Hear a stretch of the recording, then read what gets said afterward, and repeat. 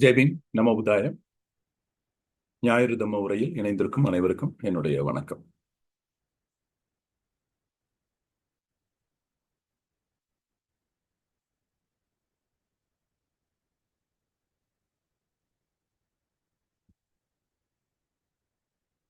புத்தரும் அவர் தம்மமும் Baba Saheb doctor Ambedkar எழுதிய நூலிலிருந்து தொடர்ந்து நம்ம பல பகுதிகளாக பார்த்துட்டு வரோம். அதுல இது வரைக்கும் நம்ம என்ன பார்த்துருக்கோம் அப்படின்னா, நூல் 4 அதுல மதமும் தம்மமும் அப்படிங்கிற பகுதியின் கீழ் 4 உப உப பிரிவுகள் இருக்கு. பகுதி 1, பகுதி 2, 3, 4ன்னு 4. இந்த 4 பகுதிகளில் நம்ம பகுதி 1 முடிச்சிட்டோம் கம்ப்ளீட்டா. பகுதி 2ல அதுல அந்த டாபிக்ஸ் எல்லாம் முடிச்சுட்டு கடைசி டாபிக் வந்திருக்கோம், தவறான புரிதலின் காரணங்கள் அப்படின்னு. அதுவுமே போன வாரம் கொஞ்சம் அதுல பாதியா பார்த்துட்டோம். மிச்சம் இன்னைக்கு பார்த்துட்டு இதோட நம்ம அந்த 2வது பகுதியை நிறைவு செஞ்சுட்டு அடுத்து நம்ம 3வது பகுதிக்கு அடுத்த வாரம் நம்ம போயிடுவோம். ஸோ இதுதான் இது வரைக்கும் நடந்திருக்கிறது. ஸோ போன வாரம் நான் என்ன சொல்லியிருந்தேன் அப்படின்னா, இந்த மறுபிறப்பு, கர்மா, பூர்வ ஜென்ம கர்ம வினைகள், அஹிம்சா, அப்புறம் இந்த டிரான்ஸ் மைக்ரேஷன், அதாவது ஒரு உயிர் இன்னொரு உயிருக்கு ஆன்மா அப்படியே பறந்து போயிடுறது, இப்படி மாதிரியான புரிதல்கள்லாம் நமக்கு சின்ன வயசுல இருந்தே சொல்லி கொடுத்துருப்பாங்க. அதுதான் நம்மளும் புரிஞ்சு வச்சிருப்போம். அதுக்கும் பௌத்தத்துக்கும் என்ன வித்தியாசம், இந்த மாதிரி வார்த்தைகள் பௌத்தத்துல பயன்படும் பொழுது எந்த அர்த்தத்துல பயன்படுத்தப்படுகின்றன அப்படிங்கிறத நம்ம கடந்த சில வாரங்களாக ரொம்ப டீட்டெயில்டா பாபா சாஹேப் டாக்டர் அம்பேத்கர் கொடுத்திருந்தாரு. அதை நம்ம பார்த்துருக்கோம். இப்போ கடைசியா என்ன அப்படின்னா, எதனால இந்த மாதிரி வந்திருக்கு அப்படிங்கிறது நம்ம போன வாரம் பார்த்தோம். அதுல இருந்து நம்ம எப்படி எச்சரிக்கையா இருந்துக்கிறது, நம்ம எப்படி அதை டிஃபரன்ஷியேட் பண்ணி பார்க்கறது. ஏன்னா ஒவ்வொரு தடவையும் பல வார்த்தைகள், பல விஷயங்கள் இப்போ நமக்கு வாட்ஸ்அப்ல எல்லாம் வரும். புத்தருடைய படம் போட்டு அதுல ஒரு கோட் வந்திருக்கும். இது உண்மையிலே புத்தர் சொன்னதா இல்லையான்றதை நம்ம கண்டுபிடிக்கணும் இல்லையா? அப்ப ஏன்னா நிறைய விஷயங்கள் பௌத்த தத்துவத்துக்கு முரணானது வாட்ஸ்அப்ல அப்படியே பரவிடும். அப்ப இதெல்லாம் பௌத்தத்தை பற்றி புரியாதவர்கள் செய்யறது, இல்லைன்னா பௌத்தத்தை பற்றி வேணும்னே ஒரு சிலர் செய்யறது. ஏன்னா ஆரம்ப காலத்துல இருந்தே நமக்கு பிராமணியத்திற்கும் பௌத்தத்திற்கும் இடையே நடந்த போர் தான் இந்திய கலாச்சார வரலாறு அப்படிங்கிறது தான் பாபா சாஹேப் டாக்டர் அம்பேத்கருடைய ஆராய்ச்சியின் முடிவு. அப்போ அப்படி இருக்கும் பொழுது அந்த காலகட்டத்துல மெயினா இருந்தது இந்த வைதீக கோட்பாடு, அதாவது பிராமணிய கோட்பாடு. இந்த பிராமணிய கோட்பாட்டுக்கு எதிராக உருவானது தான் சிராமண மூமெண்ட்னு, சிராமண இயக்கங்கள். அதுல குறிப்பா வந்தது பௌத்தமும் சமணமும். ஸோ இப்போ இந்த 3 கோட்பாடுகளுக்கு இடையே நிறைய கிளாஷ் இருக்கும், ஒன்னோட ஒன்று ஓவர்லாப் இருக்கும். அதனால என்ன ஆகுதுன்னா, நிறைய நமக்கு திரிபடைஞ்சு வந்துருச்சு. பட் இருந்தாலும் எது ஒரிஜினல்னு நமக்கு பார்த்துக்கிறதுக்கு ஏற்ற ஆதாரங்கள் திரிபிடகத்துல அசல் புத்தருடைய சுட்டாக்கள் மூலம் நமக்கு கிடைக்குது. என்ன அது திரிபடைஞ்சு வரும்போது நம்ம இது திரிபடைஞ்சுதானா இல்ல ஒரிஜினலா அப்படின்னு டிஃபரன்ஷியேட் பண்ணி புரிஞ்சுக்கிட்டோம்னா போதும். சரி, ஏன் இந்த மாதிரி தவறான புரிதல் வருது அப்படின்னா, அதுக்கு 2 காரணம் சொல்லலாம்.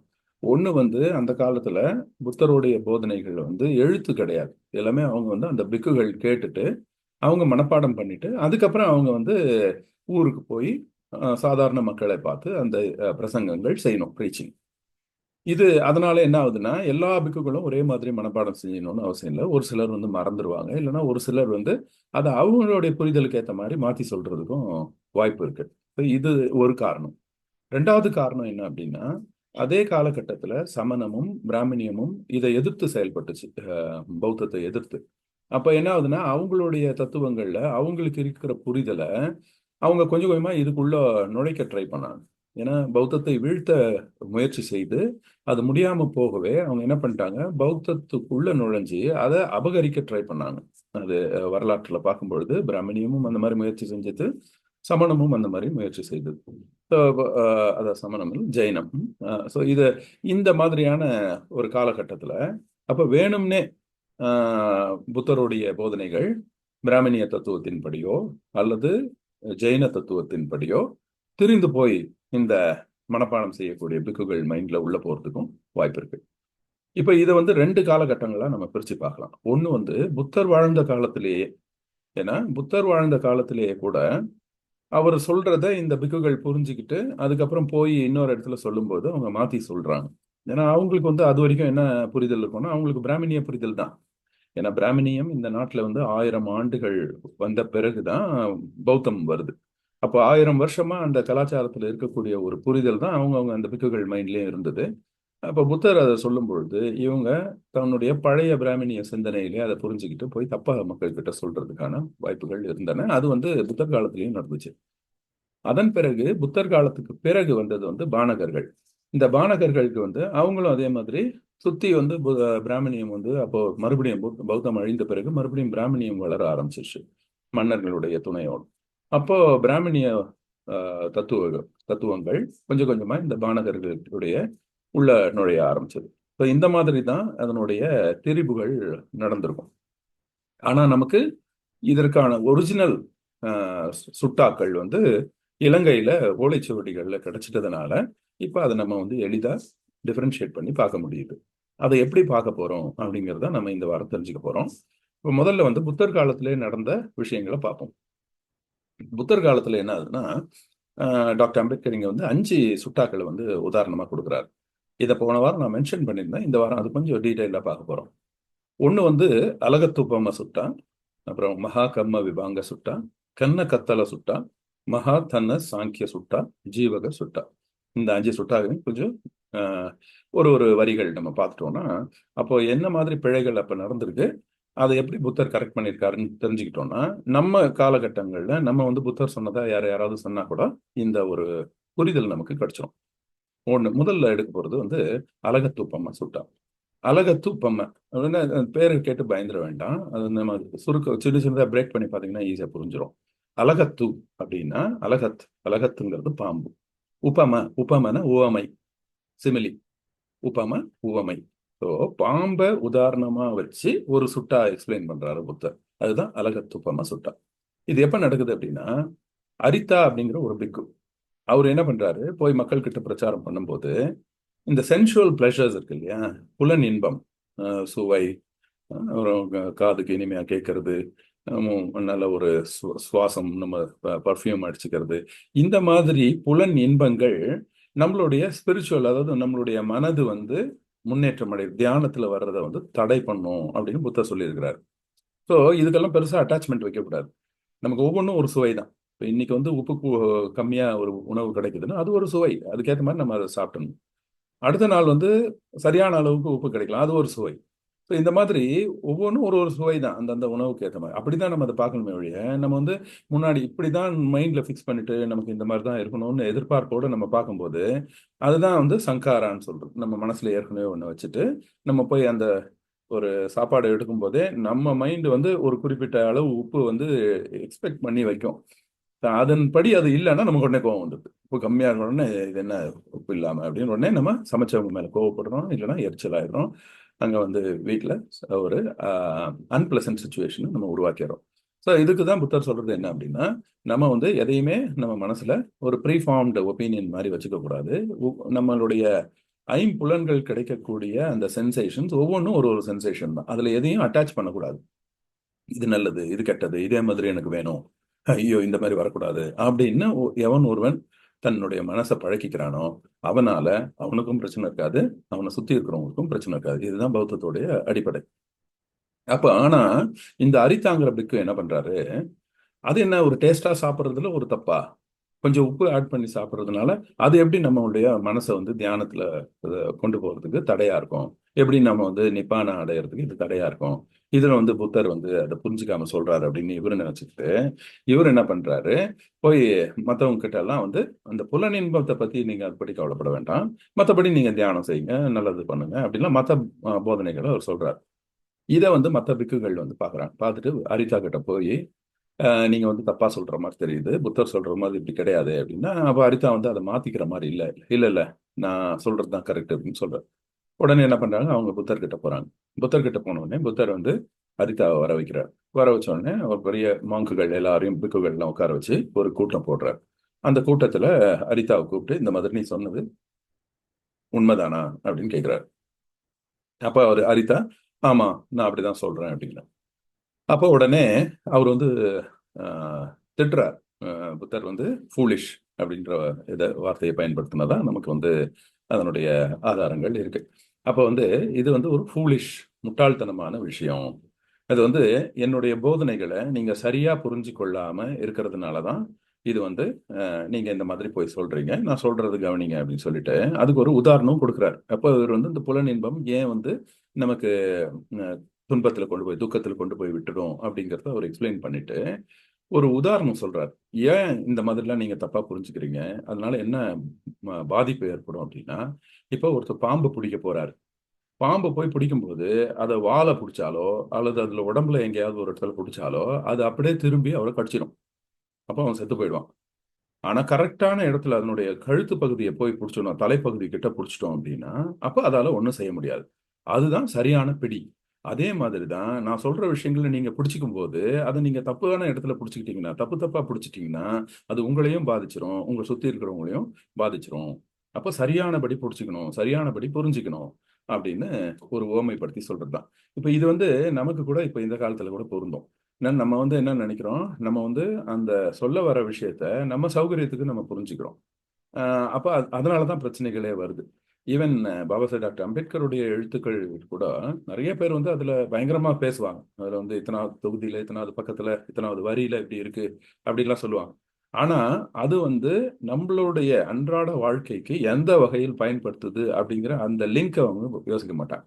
அவர் சொன்னாரு அப்படின்னு சொல்லிட்டு, ஒண்ணு அத அப்படியே இவங்க வந்து பேச்சோடயே நிறுத்திருவாங்க.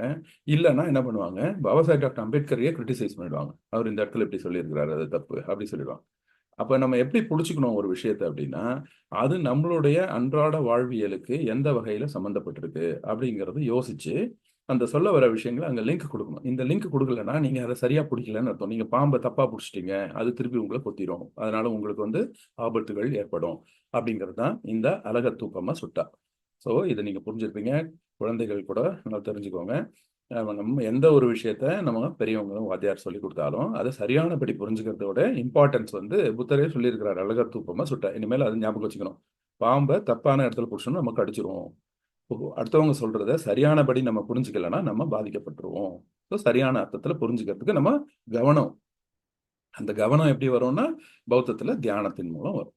அதான் ஸோ இப்போ வந்து பௌத்தம் வந்து நம்மள கவனமா வச்சுக்கும். ஓகே, இது வந்து அழக தூக்கமா சுட்டா. அப்ப அதுல என்ன பார்த்தோம் அப்படின்னா, இந்த அழகத்தூக்கம சுட்டால புத்தர் காலத்திலேயே ஒரு பிக்கு தப்பா போய் சொல்லியிருக்கிறாரு. அப்ப அத கூப்பிட்டு கரெக்ட் பண்ணியிருக்கிறார். புத்தர் இறந்த பிறகு அந்த மாதிரி தப்பா சொல்லியிருந்தா என்ன பண்ணியிருக்க முடியும் இல்லையா?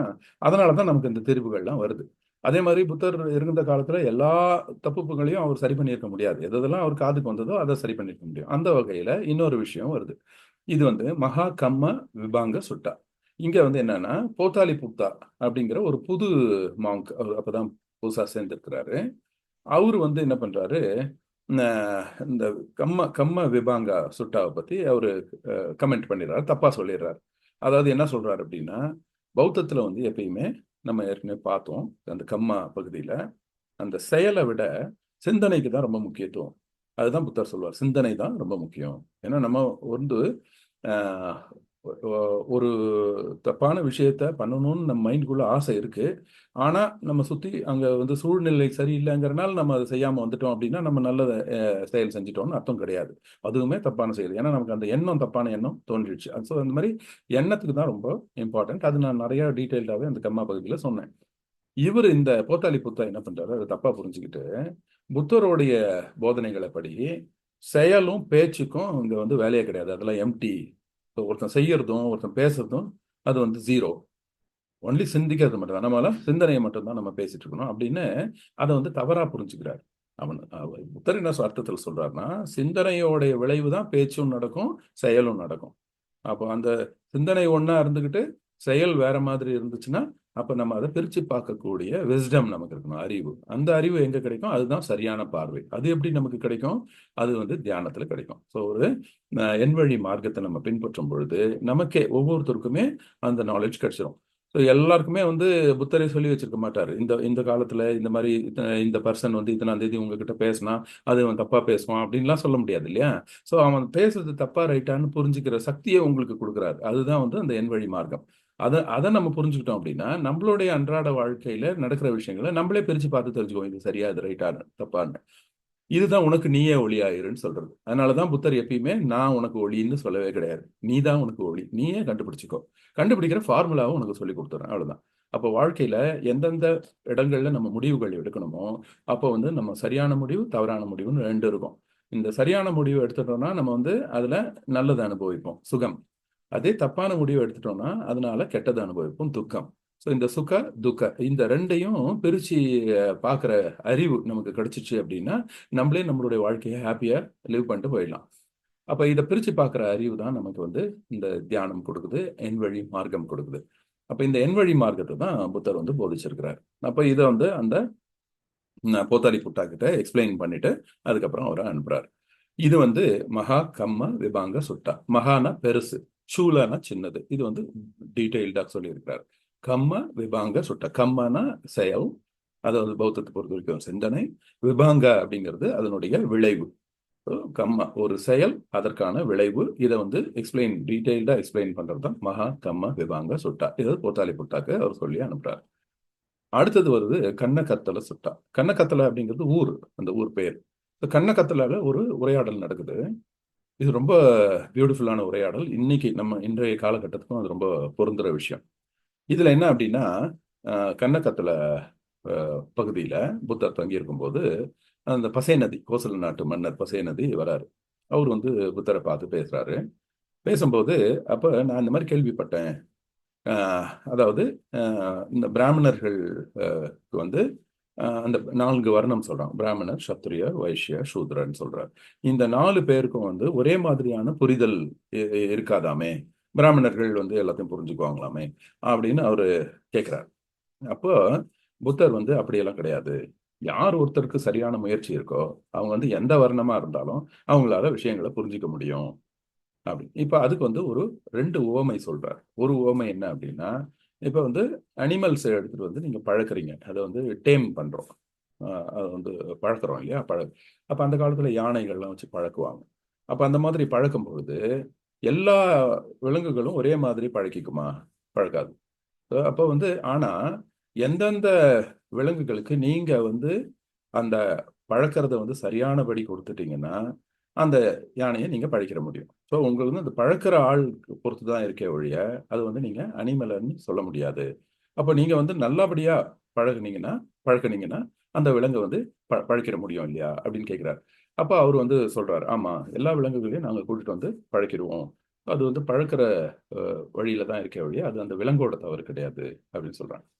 அப்ப அதே மாதிரி தான் இந்த 4 வர்ணங்கள்ல இருக்கிறவங்க யார் ஒருத்தருக்கு வந்து சரியான முயற்சி இருந்து அவர் வந்து தனக்கு தெரிஞ்சுக்கணும்னு முடிவு பண்ணி எடுக்கிறாங்களோ அவங்களால கண்டிப்பா முடியும். அதை சரியானபடியா அவங்களுக்கு நம்ம சொல்லி கொடுத்துட்டோம்னா அப்படின்னு. அதே மாதிரி அப்போ ஆனாலும் சரி ரைட்டு அவங்க எடுத்துக்கிறாங்க. அவங்க வந்து இந்த விஷயத்த தம்மத்தை வந்து புரிஞ்சுக்கணும்னு நினைச்சே வராங்க 4 வகையிலையும். ஆனா ஒவ்வொருத்தரும் ஒரு மாதிரி ஒரு சிலர் வந்து நல்லா டக்குன்னு புரிஞ்சுக்குவாங்க. ஒரு சிலர் வந்து சரியா புரிஞ்சுக்க மாட்டாங்களே. அது வந்து பிராமணர்களுக்கும், சத்திரியர்களுக்கும், வைஷ்யர்களுக்கும், சூத்திரர்களுக்கும் வித்தியாசப்படுமே அப்படின்னு மன்னர் கேட்கும்போது, அப்ப புத்தர் சொல்றாரு, நீங்க வந்து ஒவ்வொரு மரம், ஒரு மாமரத்தை எடுத்துட்டு வந்து எரிக்கிறீங்க மாங்கட்டைய. அடுத்தது வந்து ஒரு பலாக்கட்டையை எடுத்துட்டு வந்து எரிக்கிறீங்க. அந்த மாதிரி இன்னொரு மரக்கட்டை கொண்டு வந்து எரிக்கிறீங்க. இந்த மாதிரி வெவ்வேறு மரக்கட்டைகளை எரிக்கும் பொழுது அதுல நெருப்பு வருது இல்லையா? அந்த நெருப்புக்கு நீங்க வித்தியாசம் பார்க்க முடியுமா? எல்லாம் ஒரே மாதிரி தானே எரியும். அதே மாதிரி தான் நீங்க சொல்ல வர விஷயங்கள யார் வேணாலும் அத சரியா புரிஞ்சுக்கிட்டீங்கன்னா, அதுல வித்தியாசம் எதுவுமே இருக்காது. இது பிராமணருக்கு வந்து ரொம்ப அறிவு, மத்தவங்களுக்கெல்லாம் கம்மி அப்படின்லாம் கிடையவே கிடையாதுன்னு புத்தர் காலத்திலே அது சொல்லியிருக்கிறார். இப்ப இன்னைக்கும் நம்ம ஒரு சில வீடியோக்கள் பார்க்குறோம். பிராமணர்கள்னா கற்பூர புத்தி, அவங்களுக்கெல்லாம் சூப்பரா புரியும் அப்படின்னு.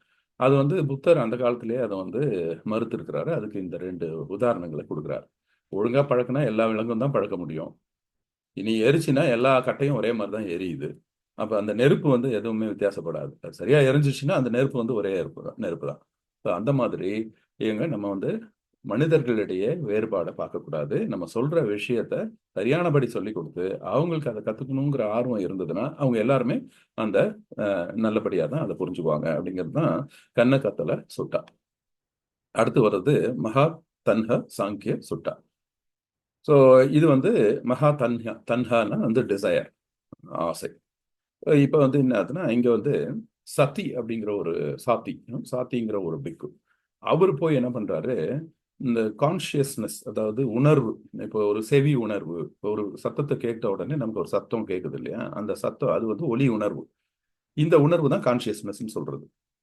இதுக்கு என்ன வேணும்னா நமக்கு காது இருக்கணும். அந்த சத்தத்தை கொடுக்கறதுக்கு ஒரு பொருள் இருக்கணும். அந்த பொருள் சத்தத்தை எழுப்பின உடனே நம்ம காது அதை கேட்டுச்சுன்னா நம்ம மூளைக்கு வந்து ஒரு உணர்வு தோன்றும். இது வந்து ஒலி அப்படிங்கிற உணர்வு. இதுதான் வந்து ஒலி உணர்வுன்னு சொல்றோம். இது கான்சியஸ்னஸ். அதுக்கப்புறம் இது வந்து விஞ்ஞா அப்படி சொல்றோம். அதுக்கப்புறம் அது என்ன சத்தம் அப்படின்னு அதை புரிஞ்சு பார்த்துக்கிறதுக்கு வந்து சன்னா, அது விட்டுருவோம். இப்போ விஞ்ஞா எந்த ஒரு விஷயத்துக்கு அப்போ அந்த கான்சியஸ்னஸ் இருந்தால் தான் ஒருத்தன் உயிரோடய இருக்கிறான்னு அர்த்தம். ஸோ அப்போ அந்த கான்சியஸ்னஸ் இருக்கு. அப்போ இந்த கான்சியஸ்னஸையும் ஆன்மாவையும் போட்டு இந்த சாத்திங்கிற பிக்கு குழப்பிக்கிறார். அவர் என்ன சொல்றாரு அப்படின்னா, அதாவது ஆன்மா எப்படி ஒரு உடம்புல இருந்து இன்னொரு உடம்புக்கு போதோ அதே மாதிரி இந்த கான்சியஸ்னஸும் இப்படிதான் ஒருத்தர் கிட்ட இருந்து இன்னொருத்தருக்கு போயிடும் அப்படின்னு அவர் வந்து பிரச்சாரம் பண்ணிட்டு இருக்காரு. இதை வந்து சாத்தியோட கொண்டு வந்து புத்தர்கிட்ட சொன்ன உடனே அவர் வந்து திருப்பி கூப்பிடுறாரு. எப்படி அரித்திக்கு பண்ணாரோ அதே மாதிரி சாத்தியும் வர வைக்கிறாங்க. எல்லா பிக்குகள் முன்னாடியும் அவர் வந்து உட்காந்து பேசுறாரு. பேசிட்டு அதுக்கப்புறம் அவங்களுக்கு சொல்லி கொடுக்குறாரு. சொல்லி கொடுத்தா அதாவது அந்த கான்சியஸ்னஸையும் ஆன்மாவையும் நீங்க போட்டு குழப்பிக்க கூடாது. ஆன்மா எப்படி வந்து பிராமணிய தத்துவத்துல ஆன்மா எப்படின்னா அது வந்து ஒரு உருவமற்ற பொருள். அது வந்து ஒரு இடத்துல இருந்து இன்னொரு இடத்துக்கு அதுவா ஜம்ப் ஆயிடும். ஒருத்தன் செத்த உடனே உடல் அழிஞ்சிரும், ஆன்மா மட்டும் அழியாது, அங்க இருந்து அப்படியே பறந்து இன்னொரு இடத்துக்கு போயிடும் அப்படின்றது பிராமணிய கோட்பாட்டோட புரிதல். ஆனா புத்தர் வந்து அந்த மாதிரிலாம் ஒன்றும் கிடையாது. இந்த கான்சியஸ்னஸும் நம்ம கண்ணால பார்க்க முடியாது தான், அதுவும் உருவமற்றது தான் மனசு. ஆனா அதுக்கு வந்து ஒரு பொருள் இருக்கணும், அந்த பொருளோட சேர்ந்தது தான் அது. அந்த உடல் இறந்துச்சு அப்படின்னா அந்த மனசும் அங்க இறந்துடும், அந்த கான்சியஸ்னஸும் போயிடும். அப்ப இதை நீங்க புரிஞ்சுக்கணும் அப்படின்னு சொல்றதுக்கு திருப்பி அந்த நெருப்பு உதாரணம் தான் சொல்றாரு. நெருப்பு வந்து நீங்க நெருப்பு எரிய வைக்கணும் அப்படின்னா கண்டிப்பா ஏதோ ஒரு பொருள் இருந்தா மட்டும்தான் அது எரியும். அப்ப அது ஏதோ ஒரு பேஸ் பண்ணி தான் எரியுமே ஒழிய மற்றபடி இல்லைன்னா எரியாது. ஸோ நீங்க வந்து நெருப்புங்கிறது மனசு மாதிரி. ஆனா அந்த பொருள் அதுதான் வந்து உடல். ஸோ இந்த உடலும் அந்த மனசும் சேர்ந்தது தான் ஒரு உயிரே ஒழிய நீங்க வந்து அதுல இருந்து அந்த மனசு வந்து அப்படியே பிரிஞ்சு போய் இன்னொருத்தங்க கிட்ட போயிடும் அப்படிங்கிறது கிடையாது அப்படின்னு புத்தர் சொல்றாரு. அதுதான் இந்த மகாதன்ன சாங்கிய சுட்டா. ஸோ இந்த மாதிரி நிறைய விஷயங்கள்ல வந்து தவறான புரிதல் வரும்போது அவர் எக்ஸ்பிளைன் பண்றாரு. அடுத்தது வந்து ஜீவக சுட்டா. ஜீவக சுட்டால வந்து இது வந்து நம்ம அசைவம் பத்தி பார்க்கும்பொழுது கூட, அதாவது அஹிம்சை பார்க்கும்போது கொஞ்சம் மென்ஷன் பண்ணியிருந்தோம். இந்த ஜீவக சுட்டால என்ன ஆகுதுன்னா ஜீவக குமார பச்சா அப்படிங்கிற ஒரு மனிதர் அவர் வந்து புத்தர்கிட்ட கேட்கிறார். நீங்க வந்து அசைவ உணவை நீங்க சாப்பிட்றீங்களாமே, அதை வந்து நீங்க ரசிச்சு சாப்பிட்றதா நாங்க கேள்விப்படுறோம், அது தப்பு இல்லையா அப்படின்னு கேட்கிறார். அப்போ புத்தர் சொல்றது என்ன அப்படின்னா, எனக்காக அசைவம் நீங்க வந்து செய்யுங்க அப்படின்னு நான் என்னைக்குமே சொல்றது கிடையாது. பட் பிக்குகள் கிட்ட அவங்க ஏற்கனவே ஒரு வீட்ல வந்து அசைவம் செஞ்சுட்டாங்க. செஞ்சுட்டு அத வந்து வச்சிருக்கிறாங்க. பிக்கு வந்து அங்க தானம் கேட்க போம்போது, அவங்க அந்த அவங்க வீட்ல சமைச்சு வச்சிருந்த சாப்பாட இவங்க எடுத்து குடுத்துடுறாங்க அப்படின்னா, இவர் அத மறுக்கக்கூடாது. இவர் அத சாப்பிட்டுட்டு வந்துடணும். ஆனா 3 கண்டிஷன் சொல்றாரு. Not seen, not heard, not known அப்படின்னு. அதாவது என்ன அப்படின்னா, இவரு கண்ணால பார்த்திருக்க கூடாது. அதாவது இவருக்காக தான் அங்க வந்து ஒரு அனிமல கொலை பண்றாங்க அப்படின்னு. ஸோ அப்போ இப்போ அந்த காலத்துல வந்து பிராமணர்கள் வந்து வீட்டுக்கு யாகம் செய்ய வரும்போது அவங்க சொல்லி விட்டுருவாங்க. இந்த மாதிரி ஒரு விலங்கை ரெடி பண்ணி வை, மாடு ரெடி பண்ணி வை, அதை யாகத்துல போடணும் அப்படிங்கிற மாதிரி சொல்லுவாங்க. ஸோ அந்த காலகட்டத்துல பௌத்த பிக்குகளுக்கு பொறுத்த வரைக்கும் இவர் வந்தாருன்னா அங்க வந்து நான் வெஜிடேரியன் பண்ணி வைக்கணும். இப்போ கூட நம்ம ரிலேட்டிவ்ஸ் எல்லாம் வரும்போது நம்ம வந்து ஒரு விருந்து வைக்கணும் அப்படின்னு அந்த மாதிரியான எந்த ஒரு விஷயத்தையும் பிக்குகள் சொல்லக்கூடாது. அதாவது இவங்க கண்ணால பார்க்கக்கூடாது, அது வந்து தனக்காக தான் கொண்டு இருக்காங்க. அதே மாதிரி யார் சொல்லியும் கேட்கக்கூடாது. நீங்க வரீங்கன்னு தாங்க அவங்க இதெல்லாம் வெட்டி வச்சிருக்காங்க அப்படின்னா அங்க சாப்பிடக்கூடாது. அதே மாதிரி யாரும் கண்ணிலையும் பார்க்கல சொல்லல, ஆனா இவருக்கே அங்க உள்ள சூழல் வந்து புரியுது, இவருக்காக தான் செஞ்சிருக்காங்க அப்படின்னா இவர் சாப்பிடக்கூடாது. ஆனா அங்க ஏற்கனவே சாப்பிட்டுருக்காங்க. அங்க இருக்கிற பொருள வந்து இவருக்கு தானமா குடுக்குறாங்க. இவரு வாங்கிக்கலன்னா, அது கீழ தான் போடப் போறாங்க அப்படின்னும்போது, இவரு அத வாங்கி சாப்பிடுறது தப்பு கிடையாது. இதுதான் அங்க உள்ள டிஃபரன்ஸ் அப்படின்னு சொல்றாங்க. இப்ப இது எவ்வளவு பிராக்டிகலா இருக்கு பாருங்க. இல்லன்னா அது வீணா போயிற போகுது. தூக்கி கீழ போடப் போறாங்க. ஆனா அத வந்து அப்ப இது வந்து ஒரு அ அபச்சாரம் அப்படிங்கிற அளவுல வந்து ஒதுக்கி வைக்கிறது கிடையாது. அது வந்து கருணை அடிப்படையில் அசைவத்த ஒதுக்குறது தானே ஒழிய, அது ஏதோ தீட்டுன்னு ஒதுக்குறது கிடையாது. இந்த 2 டிஃபரன்ஸையும் நம்ம புரிஞ்சுக்கணும். அப்ப அவர் சொல்றார், ஒரு விலங்க பிக்குக்காக கொண்டு வந்து ஒருத்தன் கொலை பண்றான் அப்படின்னா, அது தவறுதான். நான் வந்து அந்த விலங்க புடிச்சு இழுத்துட்டு வரும்போது, அந்த விலங்கு எவ்வளவு கஷ்டப்படும். அது வலியில கத்தும். அத இழுத்துட்டு வராங்க தர தரன்னு. அப்ப அவன் தப்பு பண்றான். அத இழுத்துக்கிட்டு வந்து அத வந்து வெட்டுறான். அப்ப அது மேல காயத்த ஏற்படுத்தும்போது அது வலியில கத்தும். அது வந்து தப்பு. அப்போ இந்த மாதிரி ஒரு பிற உயிரை வந்து எனக்காக த கொலை செய்து, அத துன்புறுத்தி ஒரு உணவ குடுக்கறத நாங்க எப்பயுமே ப்ரொமோட் பண்றது கிடையாது அப்படின்னு சொல்லிடுறாரு. அப்ப இது எப்படின்னா, இது வந்து நான் ஏற்கனவே அஹிம்சால சொல்லிட்டேன். அதனால நீங்க அஹிம்சை வீடியோ பார்த்தீங்கன்னா இன்னும் நல்லாவே புரியும். அஹிம்சைங்கிறது பௌத்தத்தை பொறுத்த வரைக்கும் இது ஒரு கோட்பாடு. அதாவது இது வந்து ரூல் கிடையாது. ஐயோ, அப்படின்னா நம்ம சாப்பாட்டுல வந்து பக்கத்துல அசைவம் சாப்பிட்றான், நம்ம சைவம் சாப்பிட்றான்னா கூட ஒரு சிலர் அந்த பகுதிக்கே போகக்கூடாது. நிறைய அஹ், இது டைனிங் ஹால்லாம் பார்த்தீங்கன்னா வெஜிடேரியன் நான் வெஜிடேரியன் பிரிச்சுப்பாங்க. நிறைய ஹோட்டல்களில் கூட சைவ ஹோட்டல் பியூ அப்புறம் சைவ ஹோட்டல் பியூர் சைவம். அப்படியெல்லாம் அவசியம் இல்லை. நீ சாப்பிட்றது வந்து வெஜிடேரியன்னா நீ அடுத்தவன் என்ன சாப்பிட்றான் நீ ஏன் கவலைப்படுற? அப்போ வந்து இல்லை இல்லை பக்கத்தில் அந்த ஸ்மெல் இருந்தால் கூட எனக்கு ஆகாதுன்னு சொல்றது வந்து அது தப்பான புரிதல். அது வந்து ஓவர்.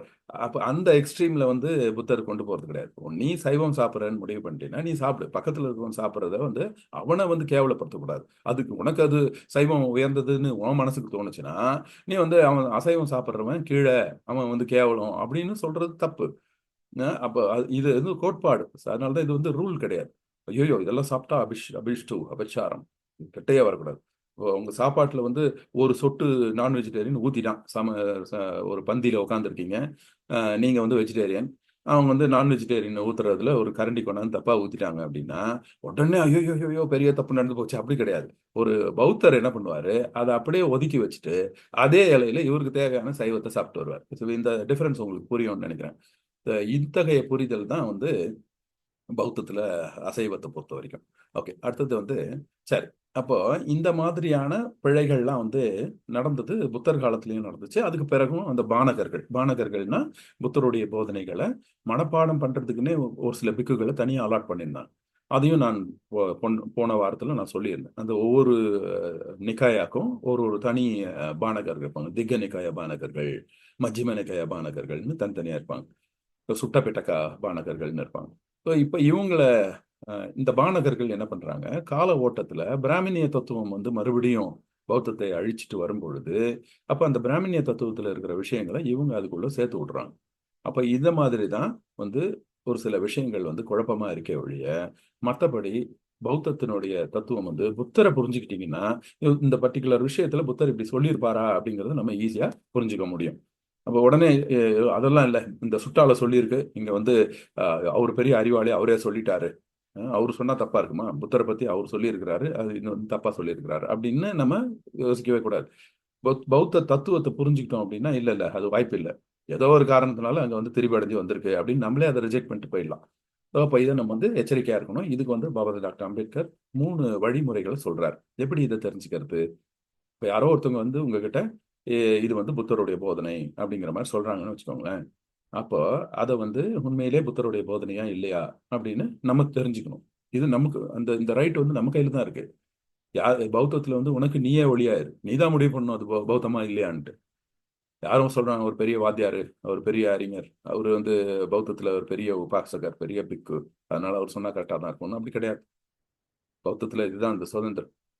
எல்லா மதங்களுக்கும் பௌத்தத்துக்கும் உள்ள வித்தியாசம் என்னன்னா எல்லா மதங்களும் வந்து ஒரு சில வேத நூல்கள், ஒரு சில சமயம் சார்ந்த நூல்களை வச்சுட்டு அது கேள்வியை கேட்கக்கூடாது. அது அது அது கேள்வி கேட்டாலே பாவம். ஆனா பௌத்தத்தில் அப்படி கிடையாது. அது புத்தரே சொல்லியிருந்தா கூட நீங்க கேள்வி கேட்டுங்க. உங்களுக்கு அந்த சுச்சுவேஷன்ல அது கரெக்டா இருந்தா மட்டும் எடுத்துக்கோங்க, இல்லைன்னா ரிஜெக்ட் பண்ணிடுங்கிற உரிமையை கொடுக்கறது தான் பௌத்தம். அப்போ ஒரு விஷயத்த சொல்றாங்க, இதை நம்ம எப்படி தெரிஞ்சுக்கிறது அப்படின்னா 3 வழிகள். என்ன அப்படின்னா, ஒண்ணு, அது வந்து பகுத்தறிவு சம்பந்தப்பட்ட விஷயமா இருக்கும். பகுத்தறிவுக்கு அப்பாற்பட்ட ஒரு விஷயமா இருக்கு அப்படின்னா நீங்க அதை ரிஜெக்ட் பண்ண, அது புத்தர் சொல்லியிருக்க வாய்ப்பே கிடையாது.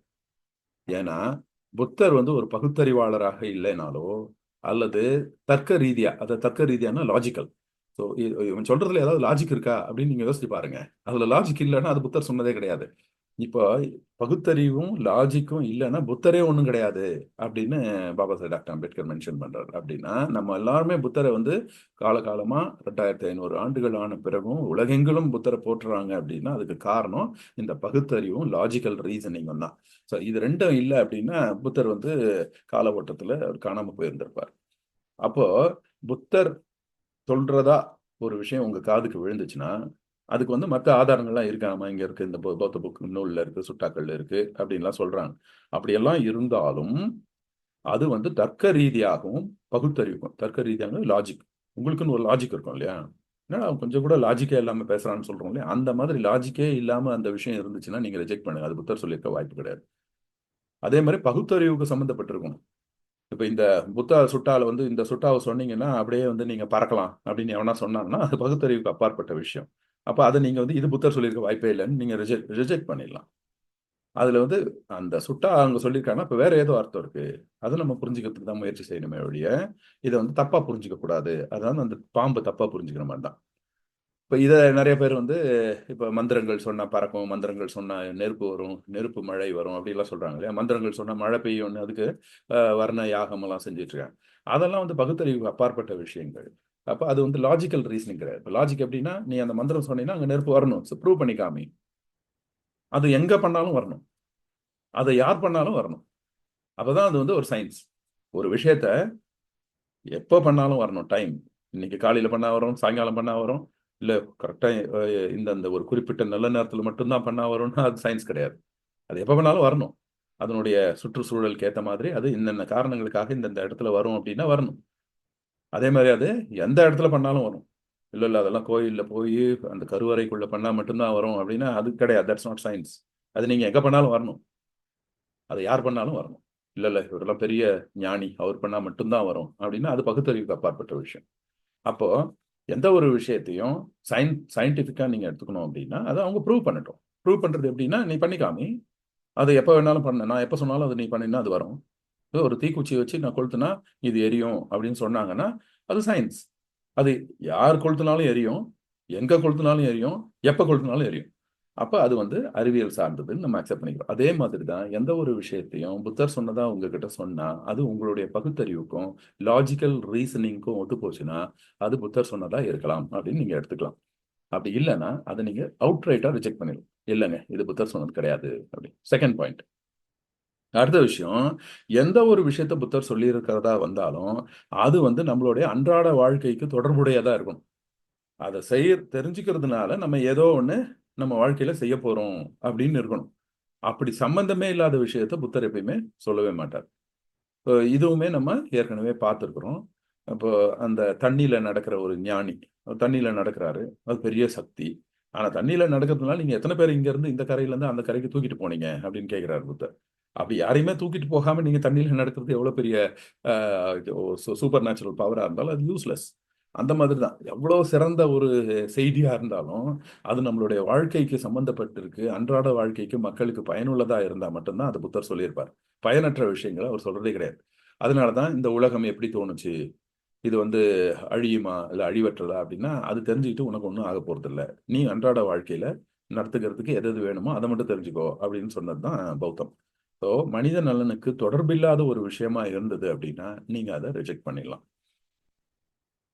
ஸோ இந்த கதை தான் அது. அதாவது அந்த ஒரு ஆற்றங்கரையில புத்தர் வந்து அவருடைய சீடர்களோட வெயிட் பண்றாங்க. அந்த ஆற்றை கடக்கிறதுக்கு. அப்போ வந்து ம், அஹ், ஒரு போட்டு அந்த போட் வந்து வரல. அந்த போட் வந்து அந்த பக்கம் விடுறதுக்கு போட்டுக்காரன் கூட்டிட்டு போயிட்டான். ஸோ அப்போ இவங்க சீடர்களோட புத்தர் வெயிட் பண்ணிட்டு இருக்காரு போட் வந்த உடனே கிராஸ் பண்ணலாம். அப்போ என்ன பண்றாரு அங்க வந்து ஒரு துறவி வராரு. அவர் வந்து தண்ணி மேல நடந்து போறாரு. தண்ணி மேல நடந்து போறத பார்த்தோன்னே எல்லா மக்களும் ஆஹா இவர் தான் வந்து மிகப்பெரிய ஞானி, இவர் தான் கடவுள் அப்படின்னு சொல்லிட்டு அவரை போய் கும்பிட ஆரம்பிக்கிறாங்க. அப்போ புத்தர் அவரை கூப்பிட்டு கேட்கிறார். சரிங்க நீங்க தண்ணியில நடந்து போறீங்க, ரொம்ப பெரிய ஆற்றல் தான் அது. ஏன்னா எல்லாராலையும் செய்ய முடியாது. நீங்க அதை பழகியிருக்கீங்க, பண்றீங்க, கரெக்ட். அது ஒரு மிகப்பெரிய சக்தி. ஆனா இந்த தண்ணி மேல நடக்கிறதுனால நீங்க எத்தனை பேரை இங்க இருந்து இந்த கரையில இருந்து அந்த கரைக்கு டெய்லி தூக்கிட்டு போய் விட்டு வரீங்க அப்படின்னு கேட்ட உடனே அவர் வந்து ஐயோ இவாள்லாம் என் மேல பட்டாலே எனக்கு தீட்டு. அதனால நான்லாம் தூக்கிட்டு எல்லாம் போக முடியாது. இல்லைன்னா அப்புறம் என்னுடைய இந்த சக்தியே போயிடும், நடக்கிற சக்தியே. அப்படி வந்து ஒரு மனுஷனுக்கு பயனில்லாத ஒரு விஷயத்த எவ்வளோ பெரிய சூப்பர் நேச்சுரல் சக்தியா இருந்தாலும் அது நீங்க பண்றது வேஸ்ட் தாங்க என்ன பொறுத்த வரைக்கும், நீங்க போங்கன்ட்டார். அதுக்கு உங்களோட கம்பேர் பண்ணும்போது இந்த போட் ஓட்டுறவனே சிறந்த மனிதர். ஏன்னா அவர் வந்து ஒரு நாளைக்கு 10 பேர் இந்த கரையில இருந்து அந்த வரைக்கும் கூட்டிட்டு போய் அவங்களுடைய அன்றாட வாழ்க்கைக்கு உதவுறாரு. நீங்க தண்ணியில நடக்கிறதுனால யாருக்கு என்ன யூஸ் அப்படின்னு கேட்கிறாரு. ஸோ அந்த மாதிரி புத்தருடைய ஒவ்வொரு விஷயங்களுமே நமக்கு பயனுள்ளதா இருக்கும். டெஃபினட்டா நம்மளுடைய அன்றாட வாழ்க்கையில அதை பயன்படுத்தினா அது வந்து நம்மளுடைய துக்கத்துல இருந்து நம்மளை காப்பாற்றும். அப்படி இருக்கிற விஷயங்கள் மட்டும்தான் புத்தர் சொன்னதா இருக்கும். அடுத்தது என்னன்னா மூணாவது பாயிண்ட்ல புத்தர் வந்து ஒரு சில விஷயங்களை வந்து டெஃபினட்டிவா சொல்லியிருப்பார். இதுதான் அப்படின்னு ஆஹ், ஒரு தீர்க்கமா அது உறுதியான ஒரு கருத்துக்களை சொல்லியிருப்பார். ஒரு சில விஷயங்களை அவர் வந்து உறுதி இல்லாம தற்காலிகமான கருத்துக்களா சொல்லியிருக்கிறார். இப்ப இதை வந்து நம்ம டிஃபரன்ஷியேட் பண்ணி பார்க்கணும். இப்ப இதை வந்து எப்படி புரிஞ்சுக்கிறது அப்படின்னா, இப்ப பாபா சாஹேப் டாக்டர் அம்பேத்கருடைய புத்தகங்கள்ல கூட எடுங்க. அதுல வந்து இப்போ ஒரு சிலர் கோட் பண்ணுவாங்க, இந்த புக்ல இத்தனாவது பகுதியில இங்க சொல்லியிருக்கிறாரு அப்படின்னு. உடனே அதை கொண்டாந்து இங்க அப்ளை பண்ணுவான். அவர் எப்படி பண்ணணும்னா, அதை அந்த கான்டெக்ட்க்கு, அந்த சூழல்ல அவர் என்ன பாயிண்ட பேசிட்டு இருக்கிறாரு அதோட பொருத்தி பார்க்கணும். அப்ப நம்ம புத்தர் சொன்ன விஷயங்கள் வந்து இப்படிதான் சொல்லியிருக்காங்க அப்படின்னு யாராவது ஒருத்தவங்க ஒரு பிட்டா கொண்டாந்து கொடுத்தாங்கன்னா, அந்த பிட்டை எடுத்து எந்த இடத்துல எந்த சுட்டால எந்த காரணத்துக்காக அவர் பேசியிருக்கிறாருன்னு நீங்க பாத்தீங்கன்னா புரிஞ்சிடும். அப்ப அந்த மாதிரி தான். ஸோ அவர் வந்து சொன்ன விஷயத்த நீங்க வந்து பகுதியா எடுத்துக்க கூடாது. இப்ப நிறைய பேர் அப்படிதான் பண்ணுவாங்க. இப்ப கூட நம்ம மீடியாக்கள்லாம் யாராவது ஒருத்தர் பேசினாருன்னு வச்சுக்கோங்களேன், ஒரு தலைவர் யாராவது பேசினாங்கன்னா, அவன் கரெக்டா வந்து அந்த பிட்டை கட் பண்ணிடுவான். கட் பண்ணிட்டு அப்படியே சென்சேஷனலா எல்லாருக்கும் அப்படியே கேட்ட உடனே அப்படி கொந்தளிப்பு ஏற்படுத்துற மாதிரி விஷயத்த கொடுப்பாங்க. ஆனா ஃபுல்லா கேட்டோம்னா தான் நமக்கு புரியும். அது வந்து அங்க வந்து தப்பா சொல்லியிருக்காங்க அப்படின்னு சொல்லிட்டு. ஸோ அந்த மாதிரி புத்தருடைய செய்திகளை கூட நீங்க எடுத்துக்கும்போது, அதை நீங்க பொருத்தி பார்க்கணும். அந்த முழு சுட்டாவையும் நீங்க பார்க்கணும். அப்பதான் தெரியும். நான் இப்போ இந்த அழகத்தூப்பம சுட்டாவே சொல்லும் பொழுதே, பாம்ப த வால புடிச்சா அது கடிச்சிரும் அப்படின்னா, அத மட்டும் சொன்னான்னா, நமக்கு அது என்ன அது ஒரு நியூஸாவே இருக்காது. பட் அத வந்து அந்த இடத்துல பொருத்தி, ஸோ தவறான புரிதல். ஸோ தப்பா நீங்க ஒரு விஷயத்த புடிச்சுக்கிட்டீங்கன்னா, அப்போ நீங்க வந்து அதனால பாதிக்கப்படுவீங்கன்னு சொல்லும் பொழுது, நமக்கு அது முழுமையானது புரியுது. அப்போ இந்த 3 பாயிண்ட் வச்சுக்கோங்க. 1 வந்து பகுத்தறிவா இருக்கணும். புத்தர் சொன்னது பகுத்தறிவுக்கு அப்பாற்பட்டு, உங்களுடைய லாஜிக்கல் ரீசனிங் தர்க்க ரீதியா ஒத்து வரலன்னா, அது புத்தர் சொன்னது இல்லன்னு ரிஜெக்ட் பண்ணிடலாம். மனித நலத்துக்கு சம்பந்தப்பட்டதா இருக்கும். அது எவ்வளோ பெரிய நல்ல விஷயமா இருந்தாலும், அது உங்களோட அன்றாட வாழ்க்கைக்கு சம்மந்தம் இல்ல அப்படின்னா, அது புத்தர் சொன்னது கிடையாது. இது 2ண்ட் பாயிண்ட். 3ர்ட் பாயிண்ட், ஒரு விஷயத்த சொன்னீங்கன்னா, அது வந்து எந்த பொருள்ல, எந்த இடத்துல சொல்லியிருக்குங்கிறத முழுமையா தெரிஞ்சுக்கிட்டு, அது வந்து அதுக்கப்புறம் மத்த 2 ரூலையும் அப்ளை பண்ணணும். பகுத்தறிவுக்கு சம்மந்தப்பட்டிருக்கா, நம்மளுடைய நலனுக்கு சம்மந்தப்பட்டிருக்கா அப்படின்னு சொல்லணும். ஸோ பிட்டு பிட்டா எடுத்து இந்த இடத்துல, அந்த இடத்துலன்னு ஒரு துண்டு துண்டா ஒரு விஷயங்கள சொன்னாங்கன்னா, அதை எடுத்துக்காதீங்க அப்படிங்கிறது தான் இது 3வது பாயிண்ட். ஸோ இந்த 3 பரிசோதனைகளை வச்சு நம்ம புரிஞ்சுக்கலாம். இப்ப நான் ஒரு எக்ஸாம்பிள் குடுக்குறேன். இப்ப வந்து இது வாட்ஸ்அப் கோட் வரும் இது. Buddha, everything happens for a reason. Don't question it, trust it. So இங்க நம்மள சுத்தி நடக்கிறது எல்லாமே ஏதோ ஒரு காரணத்துக்காக தான் நடக்குது. அத கேள்வியெல்லாம் கேட்கக்கூடாது. அத அப்படியே நம்பி நம்ம ஏத்துக்கணும். அப்பதான் நம்ம நிம்மதியா வாழ முடியும். அப்படின்னு புத்தர் சொன்னதா வருது. என்ன நினைக்கிறீங்க? நீங்க அந்த 3 ரூலையும் அப்ளை பண்ணி பாருங்க. இது பகுத்தறிவுக்கு சம்மந்தப்பட்டிருக்கா? கரெக்ட். நம்மளோட கொஸ்டின் ஆன்சர் செஷன்ல பார்த்துக்குவோம் அத. நான் அப்படியே விட்டுறேன். ஸோ இப்ப இந்த 3 ரூல அப்ளை பண்ணீங்கனாலே உங்களுக்கு அது தெரிஞ்சு போயிடும். இது வந்து நம்ம புத்தர் சொன்னதா எடுத்துக்கலாமா? எடுத்துக்க கூடாதா? அப்படின்னு. ஸோ அப்போ இதே தவறான புரிதல் தான் நமக்கு வந்து பாபா டாக்டர் அம்பேத்கருடைய எழுத்துக்கள்லையும், பேச்சுக்கள்லையும் கூட காணப்படுது. ஸோ அதையும் நம்ம புரிஞ்சுக்கணும். அதனால தான் என்ன பண்றாங்க, இந்த வெங்கடேசன் ஒரு நூல் எழுதியிருக்கிறார். இந்துத்துவ அம்பேத்கர்ன்னு. அவங்க என்ன பண்ணியிருக்காங்கன்னா, எங்கெங்கெல்லாம் டாக்டர் அம்பேத்கர் வந்து இந்துத்துவத்தை பத்தி தப்பா கண்ணோட்டங்கள் இருக்குதோ, அதெல்லாம் அவர் மென்ஷன் பண்றாரு. பண்ணிட்டு அதுக்கப்புறம் அதுக்கு மறுப்பு செய்தி சொல்றாரு. இவன் என்ன பண்றான், அந்த தப்பான கண்ணோட்டத்துங்களை அவர் எழுதுறாரு இல்லையா, அதை மட்டும் எடுத்துட்டு வந்து இதெல்லாம் சொல்லியிருக்கிறாரு அப்படின்னு. அது எப்படி ஒரு உதாரணத்துக்கு சொல்லணும்னா, ஒரு மந்திரம் சொன்னோம்னா மழை வரும். ஒரு மந்திரம் சொன்னா நெருப்பு வரும். அப்படின்னு ஒரு 2 வரி எழுதிட்டு, 3வது வரியில இது வந்து எவ்வளவு அபத்தமா இருக்கு. இத போய் யாராவது நம்ப முடியுமா? அப்படின்னு அவரு வந்து விளக்கம் குடுக்குறாருன்னு வச்சுக்கோங்க. இவன் அந்த விளக்கம் குடுத்துருக்கிறதெல்லாம் கட் பண்ணிட்டு, அவருடைய நூல்ல இத்தனாவது பக்கத்துல, இத்தனாவது லைன்ல ஒரு மந்திரம் சொன்னா மழை வரும்னு இருக்கு. அம்பேத்கரே எழுதியிருக்கிறாரு. அப்படின்னு சொல்றது. அப்ப இந்த 3 ரூலையும் நம்ம அப்ளை பண்ணி பார்க்கணும். பாபா சாஹேப் டாக்டர் அம்பேத்கர் பகுத்தறிவுவாதி. அவர் வந்து எல்லாமே சயின்ஸ். அவர் வந்து அந்த காலத்துல ஃபாரின்ல போய் படிச்சுட்டு வந்த ஒரு மிகப்பெரிய அறிவாளி. கொலம்பியா யுனிவர்சிட்டியில இந்த உலகத்திலே தலைசிறந்த அறிவாளிகள் 100 பேர லிஸ்ட் அவுட் பண்ணும்போது, முதல் நபரா வந்து லிஸ்ட் அவுட் பண்ற அம்பேத்கர், இந்த மாதிரி மூட நம்பிக்கைகள் சார்ந்து ஏதாவது எழுதியிருப்பாரா? அப்படின்னு அந்த முதல் கேள்வியிலே நமக்கு அடிபட்டு போயிடும். அப்ப இத யாரும் இந்த மாரி சொல்லணும்னு அவசியம் இல்ல. அது வந்து தவறான புரிதல். இவங்க பாம்ப தப்பான இடத்துல புடிச்சிருக்காங்க. அதனால தான் அவங்களுக்கு அது வந்து சரியா புரியல. அடுத்தது இந்த வசுமித்ரா எழுதின புக்கும் அப்படிதான். அம்பேத்கரும் அவரது தம்மமும்னு. அதுலயும் புத்தாண்டு இப்ப புத்தாண்டு தம்மா இப்ப நான் இதுவரைக்கும் பேசிட்டு வரேன். இதுல எங்கேயாவது பகுத்தறிவுக்கு அப்பாற்பட்ட விஷயங்கள் நான் சொல்றேனா? அப்படி இருக்கும்போது வசுமித்ரா அவர் வந்து ஒரு கம்யூனிஸ்ட். அவர் வந்து எழுதுறாரு, அம்பேத்கர் வந்து ஒரு வைதீக அ சிந்தனையோட, சாமி பக்தியோட புத்தர வந்து ஒரு சாமியா நினைச்சு தான் அந்த புக்க எழுதியிருக்கிறாரு அப்படின்னு சொல்றாரு. இந்த முழு புக்கும் நம்ம பார்க்க தான் போறோம். அதுல எங்கேயுமே அப்படி இருக்காது. அப்படி அவர் மென்ஷன் பண்ணியிருந்தாருன்னா அதுக்கு என்ன காரணங்கிறதையும் நான் சொல்லிடுவேன். அப்போ அப்படிதான் நம்ம படிக்கணும். ஸோ பௌத்தத்தை எப்படி நம்ம புரிஞ்சுக்கிறோமோ அதே மாதிரி தான் டாக்டர் அம்பேத்கருடைய நூல்களையும் நம்ம புரிஞ்சுக்கணும். ஸோ இந்த 3 கேள்வி அங்கேயும் அப்ளை பண்ணுங்க. யாராவது வந்து டாக்டர் அம்பேத்கர் இத்தனாவது பகுதியில் இங்க சொல்லியிருக்கிறார் அப்படின்னு உங்களுக்கு வாட்ஸ்அப்ல போட்ட உடனே நம்ம கன்ஃபியூஸ் ஆயிடும். ஐயோ, அம்பேத்கர் அப்படி சொல்லியிருக்காரு, நம்ம இதுக்கு இப்போ கமெண்ட் கொடுக்கலாமா வேணாமான்னு கன்ஃபியூஷன் ஆயிடும் இல்லையா? ஒன்றும் பிரச்சனை இல்லை. இந்த 3 ரூல் தான். நீங்க ஸ்ட்ரெயிட்டாவே சொல்லுங்க, இது பகுத்தறிவுக்கு அப்பாற்பட்டு இருக்கு, கண்டிப்பா அவர் சொன்னதா இல்லைங்க, நீங்க எடுத்துட்டு வாங்க ஆதாரத்தை அப்படின்னு அவங்ககிட்டே கொடுத்துருங்க அந்த வேலையை. நம்ம போய் அங்கே மண்டையை உடச்சிட்டு இருக்கணும்னு அவசியம் கிடையாது. ஸோ பகுத்தறிவுக்கு உட்பட்டதாக இருக்கணும், அல்லது நம்மளுடைய அன்றாட வாழ்க்கைக்கு மனித நலனுக்கு தொடர்புடையதாக இருக்கணும், அல்லது அவர் வந்து அதில் ஃபுல் ஃபுல் கான்டெக்ட், நீங்கள் ஃபுல் பேஜும் கொண்டு வா, அந்த முழு ஆர்டிக்கிளும் கொண்டு வா, நான் முழுசாக படிச்சுட்டு நான் கமெண்ட் பண்ணுறேன் அப்படின்னு கேளுங்க. இப்போ இந்த 3 ரூல்ஸையும் நம்ம அப்ளை பண்ணோம் அப்படின்னா நம்ம வந்து பாபா சாஹேப் டாக்டர் அம்பேத்கருடைய எழுத்துக்களையும் நம்ம சரியா புரிஞ்சுக்கலாம், பௌத்தத்தையும் நம்ம சரியா புரிஞ்சுக்கலாம். ஸோ அடுத்த வாரம் நம்ம என்ன பண்றோம், இந்த 2 பகுதியை முடிச்சிட்டோம். இனிமேல் வரப்போறது தான் ரொம்ப இன்ட்ரெஸ்டிங். ஏன்னா பௌத்த வாழ்வு முறை, நம்ம வந்து ஒரு பௌத்தர்களா அன்றாட வாழ்க்கையில நம்ம எப்படி நடந்துக்க போறோம். இப்ப இது வரைக்கும் சொன்னதெல்லாம் என்னன்னா தப்பான புரிதல். அதெல்லாம் அந்த மாதிரி இவங்க சொன்னாங்கன்னா நம்ம அது தப்பா புரிஞ்சுக்க கூடாது, அதை நம்ம எச்சரிக்கையா இருக்கணும். நம்ம தம்மம்ங்கிறது மதத்துல இருந்து ஒரு சில விஷயங்கள்ல மாறுபடுது. ஏன்னா நம்மளுடைய புரிதல் அப்படிதான் இருக்கு, கண்டிஷன் மைண்ட். நம்ம மைண்ட் வந்து ஒரு மதம்னா இப்படிதான் இருக்கணும், எடுத்த உடனே பௌத்தத்துக்குள்ள வந்த உடனே நான் யாரை வணங்குறது, நான் போய் என்ன பண்டிகை கொண்டாடுறது, நான் எப்படி அதை ஊதுவத்தி எத்தனை ஏத்தணும், புத்தருக்கு எத்தனை ஊதுவத்தி ஏத்தனா நல்லது, அது என்ன டைம்ல ஏத்தனா நல்லது, புத்தர் சிலையை எந்த டைரக்ஷன்ல பார்த்து வச்சா நல்லது, இப்படியான கேள்விகள் தான் முதல்ல எடுத்த உடனே வரும். அதனாலதான் நம்ம வந்து அதுக்கு தம்மத்துக்கும் மதத்துக்கும் என்ன வித்தியாசம் அப்படிங்கிற பகுதியை நம்ம சொல்லிட்டோம். ஸோ எதெல்லாம் செய்யக்கூடாது, எதெல்லாம் அவசியமற்றது அப்படிங்கிறதான் கடந்த சில வாரங்களாக, 14 வாரங்களாக நம்ம பார்த்துட்டு வரோம். அது எல்லாமே அந்த சேனல்ல வீடியோக்களா இருக்கு. நீங்க அந்த சேனலை வந்து நீங்க சப்ஸ்கிரைப் பண்ணீங்கன்னா நீங்க எல்லா வீடியோஸும் எடுத்து பார்த்துக்கலாம். அதை கொஞ்சம் ரிப்பீட்டடா கேட்டோம்னா தான் நமக்கு வந்து புரியும். அந்த மாதிரி நம்ம புரிஞ்சுக்கிட்டோம் அப்படின்னா நம்ம வந்து ரொம்ப கான்ஃபிடென்ட்டா எல்லாருக்கும் நம்மளுடைய நம்மளுடைய தம்மத்தை பத்தி நம்ம ஈஸியா சொல்ல முடியும். பௌத்தம்ங்கிறது ஒரு ரிலிஜன் தான், மதம் தான்.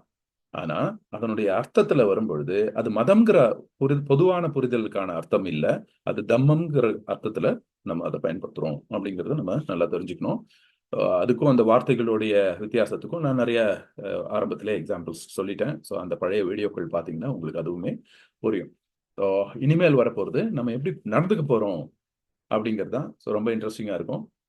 பாபா டாக்டர் அம்பேத்கர் அவர்களுடைய நூல் பகுதியிலிருந்து அதை நான் விளக்கமா சொல்றதுக்கு நான் காத்துட்டு இருக்கேன். So thank you very much. Thanks for joining. இதுதான் வந்து பகுதி 3. அதுல வந்து 13 டாபிக்ஸ் இருக்கு, அதை நம்ம பேச போறோம்.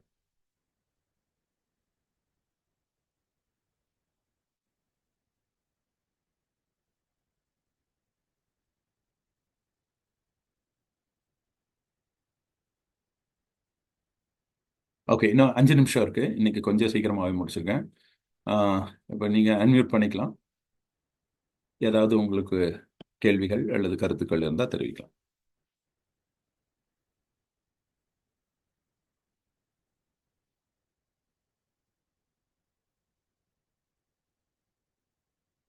நீங்களே அன்மியூட் பண்ணிக்கலாம். ஒரு 5 minutes.